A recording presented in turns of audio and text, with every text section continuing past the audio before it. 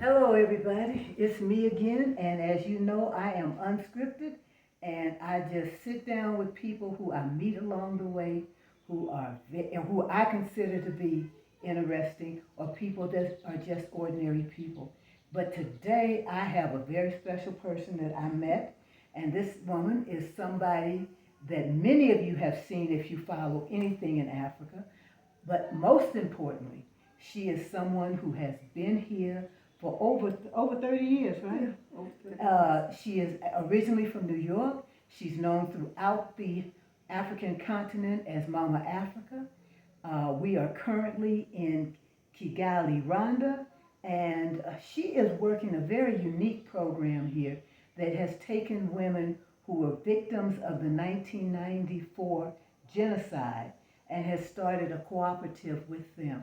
I'm going to, when I post this, put her information at the bottom so you can contact her and see some of the fantastic things that her group of people do. Now, Mama Africa, I have got to ask you this. What brought you to the motherland? Well, where did you go first? And where did you go first? Well, my first trip to the motherland was to Ghana. However, I guess I've been in search of Africa for many years before I got here. Because you know how Africa's always spoken so badly about, it really didn't make you want to be there. So I did a lot of traveling before finally finding my way to Africa. I backpacked through South America. I lived in the Caribbean, always looking for African people, always wanting to find my own people. And after living outside of America for about 4 or 5 years, I came back to America and tried to organize, a friend of mine, we tried to organize a trip to Africa, and nobody wanted to go. You know, They still are kind of hesitant. I can know. testify to that. You know, when you say Africa, 'cause we were trying to go to Egypt, and nobody wanted to go with us. So we tried twice, and Is unfortunately, this thing recording? Okay, I'm sorry. Go I ahead. think so. Go ahead. And then unfortunately, my friend died Mm-hmm. before we could make the journey here together. And so it was really quite on a fluke that I wound up going to Ghana. And when this man came into my travel agency, because my husband and I owned a travel agency and a car service, Mm-hmm. and this guy came in and he says, I'm an African chief. And I was like, We've all heard that in the U.S., but anyway. I said, yeah, okay. And my name is Pocahontas. So now, Mm-hmm. what is it that you want? And you know, I know I tell this story about how, you know, we lived in an area that had been redlined. Mm-hmm. So you didn't have insurance. Drug dealers were around. And on that day, I think that was the 4th of July, it was hot. The air New York conditioning, gets hot. and it gets hot now. And I was in the boogie down Bronx. This was in the 70s, right? No, this was in the 80s. In the 80s. Well, it was probably just as bad in the 80s as it was in the 70s. This was in 87. Mm-hmm. And so the AC wasn't working. The guys were outside my door selling drugs so that, you know, customers were not coming in. You see a bunch of black people out there offering you marijuana and whatever else they were offering you. The Italians, who controlled everything, Mm-hmm. came in that morning and told me I owed them $100 for garbage pickup. They would pick up my garbage for $100. I said, I don't make $100 worth of garbage. I can eat my garbage. I had such a little bit of it. And besides, I took my garbage home. With all of that, here come this guy talking about he's an African chief. I'm like, now please, you know. like Lily Lumpler, because he wanted to give me, he said, here, you give me $5,000, I'll organize a trip for you going to Ghana. He said, because I'm a chief, I'm going to be installed. And I was like, damn, I must look stupid today. The heat really got everybody. So I said, yeah, okay, my brother, I don't want to be rude. I was like, okay, just leave your papers. Okay, just leave your papers and I'll check it out. And he was like, you African Americans, you don't believe anything about Africa and blah, blah. The white man came in here and told you he wanted to. I said, the white man came in here and told me anything, I'd probably throw his ass out. Okay, so, bye. So when my husband came, I told my husband what happened. He said, well, you ought to check it out, baby. You've been trying to go to Africa, you and Margaret, been trying to go to Africa, didn't work, and you should go. I'm like, yeah, right, this guy. So I did, I checked it out, and sure enough, he was organizing a tour. He was the in-law to the people that I was going to be traveling with. They're a Sheep Cultural Institute in Mount Vernon. So I went, and sure enough, there was a trip. So I figured, what the hell? What could I lose? As my mom always says. What can you lose? I'm a gypsy. She said, you're a wandering Jew. That plant that just goes all over the place. So I went, and I didn't take anyone because, if you'd taken somebody with you and it didn't work out, they'd want their money back. Right. Then there'd be a whole lot of, hoopla. So I said, look, I tell you what, I'm going to go by myself. Then if stuff don't work, it'll be okay. So that's how you ended up coming to Ghana the first time. That's how I wound up coming to Ghana the first time. And how did you persuade your husband to come? After I visited my husband, when I came home, it was in September, and I came back to New York, and I was so excited. I was like, I want to live in Ghana. I really want to live in Africa, because this is nothing like they told us. Right.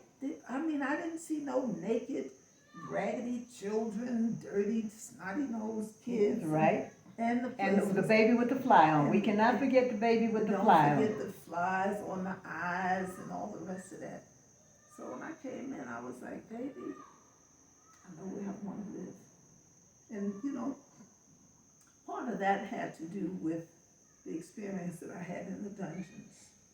And when I came out of that dungeon, I knew that I would never be the same person again. Now, when you say the dungeons, you're talking about what we often refer to as the last thing that Africans saw when they were stolen and brought to the United States. Yeah, as Africans. The point of no return. Yeah, that's the door of no return. And when we went into that castle, as they call it, it's a castle dungeon. The guy told us, he said, this is the first time, he said, we haven't seen black people, we haven't seen African Americans here in a long time. And he took us on a tour of that castle dungeon. And that was the first time that I saw where it had begun for us during that time. Okay. That our history had not begun. In 1619, we had a rich history where we were. But we had a rich history prior to that 400 years. Right. Know? And I think people need to understand that. When they talk about our history, they start with slave trade in Ghana. Right. They talk about 400, 500 years ago. Right. Well, our history started long daggone time. Our history goes back to the beginning of time. To the beginning of because, time. as they say, the oldest human remains have been found on the continent of Africa. Sure. So you persuaded your husband to move to Ghana. And what year was that? That was in 1987. So you moved to Ghana pretty much on a whim in 1987. No, I didn't move then. I sent him to Africa. sent him by himself to Yes, Africa. I told him, I said, because first he was like, there you go again. That you wanted to live in the Caribbean, you lived over there. You wanted to live in South Africa, South America, you lived over there. You go strange places, you come back, you want everybody to eat the food because you think it's so wonderful. Now you come in here talking about you want to move to Africa. So in other words, you had been to multiple places where black people were. Yeah, yes, I But was. in South America, we know there's a big black population. Of course, in the Caribbean, there's a big black population. Exactly. But your heart drew you after that trip to Ghana. After that trip to Ghana, I was sold. I was like, I'm ready to leave here permanently. I just want you to go. But I tell you what, we can't really talk about it until you go and you see for yourself. When you get back, then we can sit down and discuss. Now that was a smart move. Yeah. Because then he got to see what you saw and determine if it was what he wanted. Exactly. So when he went, he spent 1 solid month in Ghana. Also, it was not one of those, as I like to call it, see, because I've been here for a month. It wasn't one of those quick, fancy European tours. Oh, no. Okay. I met some people there, and like I told him, I said, I know people there. He said, You know people there, okay. I said, I know people. He said, well, who do you know? I said, don't worry, I got phone numbers. All I have to do is call them and tell them that you're coming. They'll meet you at the airport. And so that's what they did. So when he came back, he was on fire. He was like, baby, pack them bags. Sit down and figure out how we're going to be able to make it there in Ghana. Because my husband was a New York City firefighter. Oh. Yeah, he was a retired New York City firefighter. So he was retired at the time you moved here. He was retired. So, yes. Okay, so now I'm really going to embarrass you. So you weren't one of these little young kids, like one of these young couples in their 30s who decide, oh, we just going to see the world. He had actually retired from the fire department. Yeah, he was retired. I laugh about it because he received a pension from the New York City Fire Department for about 30 years. Mm-hmm. He had to retire because, they had this thing, if you were injured in a fire, right, you couldn't go back in. But then Rockefeller, and people kind of play Rockefeller cheap, but Rockefeller came out with a heart bill, and he said any uniformed employee, fire, police, who were injured in the line of duty, you either had to return them to their original position, mm-hmm. or you had to retire them. You could not make them work someplace else. Right. Because I know a lot of agencies now say, well, you can't work as a firefighter, but here's what we're going to do. We're going to give you a captain or something. Yeah, we're gonna make you we're gonna put you over in such and such a place. Right. Sometimes it's even a different unit. So how long did you guys live in Ghana? Well, my husband was there for 20 years before he was killed. Mm-hmm. He was killed by a hit-and-run driver in Accra. And that was in 2007. And I stayed, So even, and I'm trying to let people understand. So even after you'd been there all the time with your husband died in this hit-and-run accident, mm-hmm. you still were determined you were not going to return to the United States. You were going to stay in Ghana. Sure, I was going to stay in Africa. Okay, you were going to stay in Africa. So you have children in the United States and in Africa. Yes. Okay. Now here's what gets me. I want you to tell everybody how you came to Rwanda, and the way I understand it, you were here once, and you went back to Ghana, mm-hmm. and then you came again. Mm-hmm. And when you came again, what happened? COVID? You got caught up in? I think the third time I came, because I came in 2018 mm-hmm. with some friends of mine.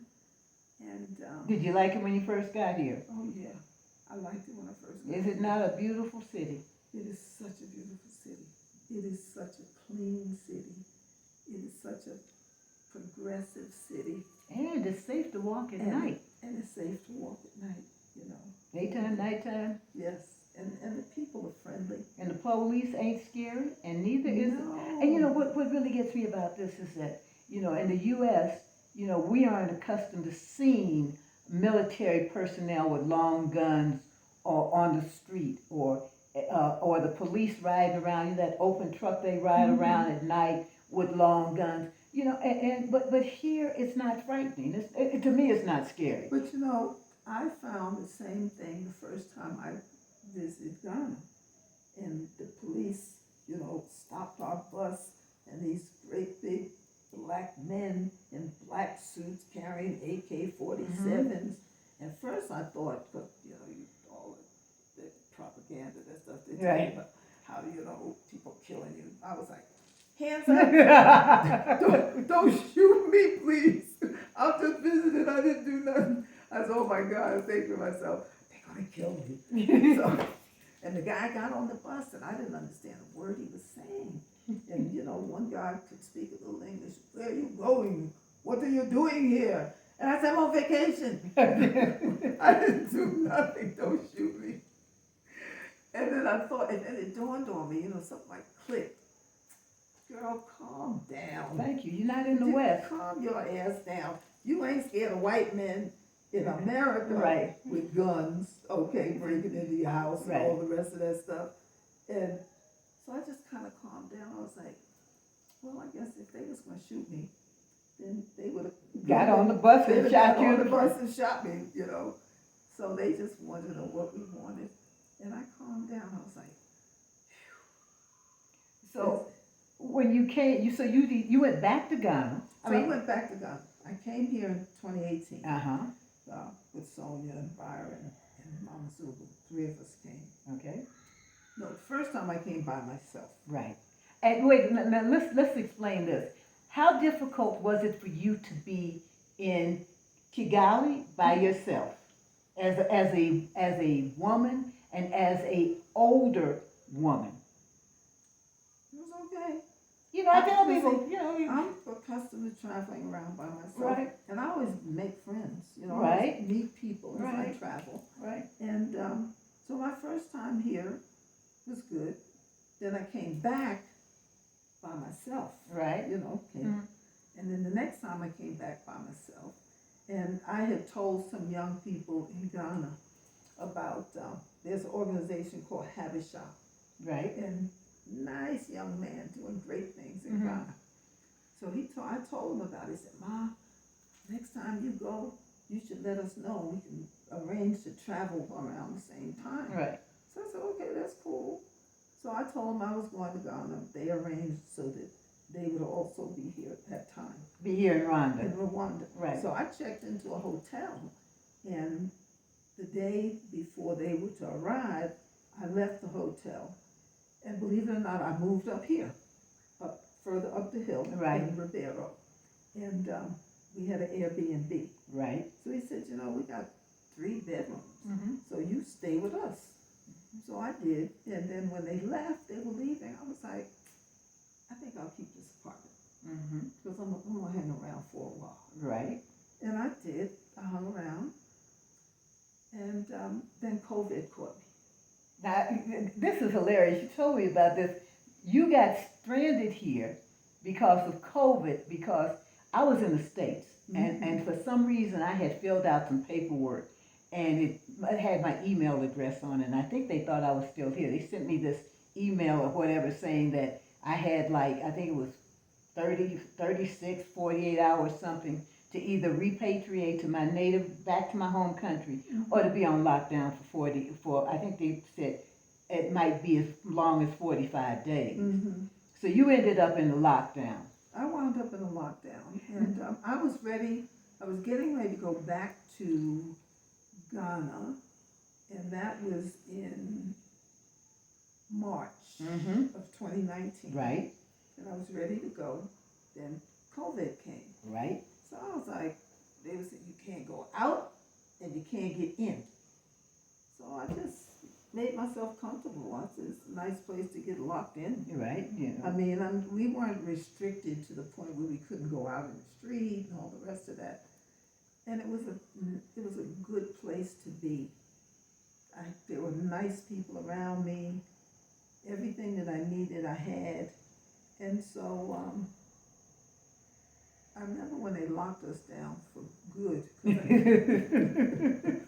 When they really locked us down. And the one thing about when they told people do not go outside without permission, They meant it. yeah, because you know what I saw the other day? People were walking down the street. We were going somewhere, and we saw this white van that the police used, and the police were out, and they had got these people. It's nothing like TV. They didn't drag them or anything, but they made them get on the bus, and everybody on the sidewalk was looking at them doing the Rwanda stare where they stare at you. Right. And they were staring at them, and they were kind of snickering and giggling because these people had been caught on the streets of Kigali without their masks properly on their face. Right. And what they do, they take you over to the old stadium, Right. which is open air, not the internal stadium, and they make you sit there and watch a film for like 4 or 5 hours.